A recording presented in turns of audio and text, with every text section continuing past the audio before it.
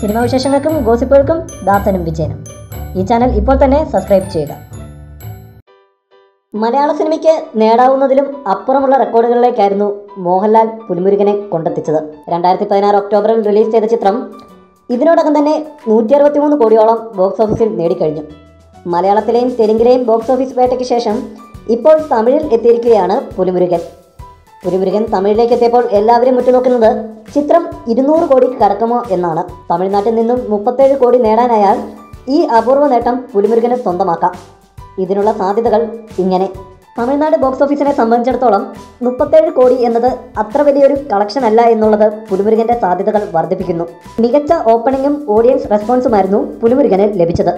വിജയുടെ തെറി, ഭൈരവ തുടങ്ങിയ ചിത്രങ്ങൾ വിതരണം ചെയ്ത സെന്തൂർ ഫിലിംസാണ് പുലിമുരുകൻ വിതരണം ചെയ്തിരിക്കുന്നത്. അതുകൊണ്ട് തന്നെ തിയേറ്റർ ഉടമകളുടെ ഭാഗത്തു നിന്നും മികച്ച സപ്പോർട്ടാണ് ചിത്രത്തിന് ലഭിക്കുന്നത്. ഒപ്പം തന്നെ പുലിമുരുകൻ്റെ സാധ്യതകൾ വർദ്ധിപ്പിക്കുന്ന മറ്റൊരു പ്രധാന ഘടകം ഒപ്പം മത്സരിക്കാൻ തമിഴ് സൂപ്പർ താരങ്ങളുടെ ചിത്രങ്ങളൊന്നും ഇല്ലെന്നുള്ളതാണ്. ബാഹുബലി തരംഗം തമിഴ്നാട് ബോക്സ് ഓഫീസിൽ ഇപ്പോൾ ഇല്ല.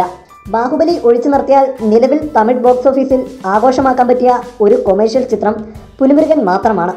പുലിമുരുകനെ പ്രതികൂലമായി ബാധിക്കുന്ന ഘടകം ചിത്രത്തിൻ്റെ തമിഴ് റിലീസിംഗ് ഇത്രത്തോളം വൈകിയതാണ്.